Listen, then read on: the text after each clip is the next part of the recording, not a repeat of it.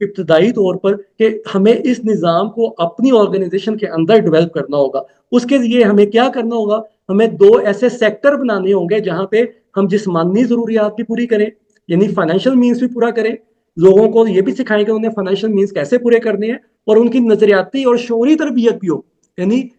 تعلیم و تربیت جو ہم پڑھتے آ رہے ہیں، سمجھتے آ رہے ہیں، وہ بھی موجود ہونی چاہیے، اور ان کی اکنامکس کی بھی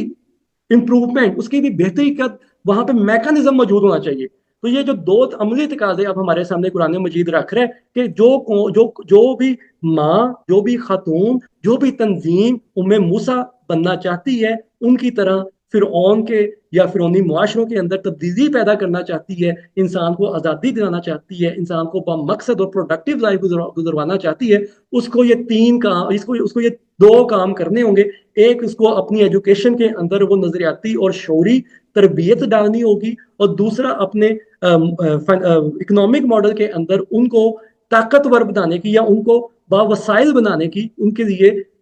حکمت عملی تیار کرنی ہوگی. تو ہمارا مقصد یہ کہ ہم اس ادارے کے اندر شروع میں تو ان 2 ڈپارٹمنٹس کے اوپر فوکس کریں جو انتہائی ضروری ہیں، جس سے ہماری وہ جو رضاعت کی شرط ہے وہ پوری ہو کہ جسمانی گروتھ اور نظریاتی گروتھ، یہ ہماری جو ہے 2 شرائط پوری ہوں، اور جو بھی ہمارے ساتھ لوگ جڑے ان کو ہم سب سے پہلے نظریاتی اور شعوری گروتھ سے گزار کے اور اس کے ساتھ جسمانی گروتھ کے ساتھ ان کو اٹیچ کریں، اور تاکہ وہ جو معاشرے کے تھپیڑے پڑ رہے ہیں، ہمیں جس دریا کے اندر ہم معاشرے کے اندر غوطے کھا رہے ہیں، ہمیں اس میں تیرنا آ جائے، اور ہم وہاں پہ اپنے معاشروں میں اپنا کوئی مقام حاصل کر سکیں، اور چاہے وہ فرعونی نظام ہی کیوں نہ ہو، چاہے وہ تاغوتی نظام ہی کیوں نہ ہو، لیکن ہم اس میں اپنے آپ کو ایک ہائی لائٹ کر سکیں ایک بہتر انسان کی صورت میں، ایک بہتر جماعت کی صورت میں، تاکہ ہم فساد کی بجائے اصلاح کی طرف جائیں،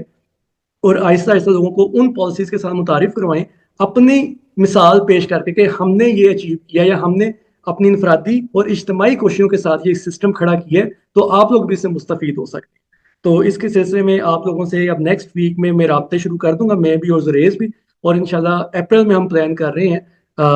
چھوٹے میٹ اپس کا بھی، تاکہ ہم فردن ملاقات بھی کریں اور بیٹھ کے ہم چیزوں کو ڈیٹیل میں ڈسکس کریں. تو یہ ہماری طرف سے ساری چیزیں آلریڈی پلاننگ میں شامل ہیں. تو اس میں آپ لوگ مزید کوئی کنٹریبیوٹ کرنا چاہتے ہیں، کوئی فیڈ بیک دینا چاہتے ہیں، کوئی سجیشن دینا چاہتے ہیں، تو آپ لوگ ضرور دیں.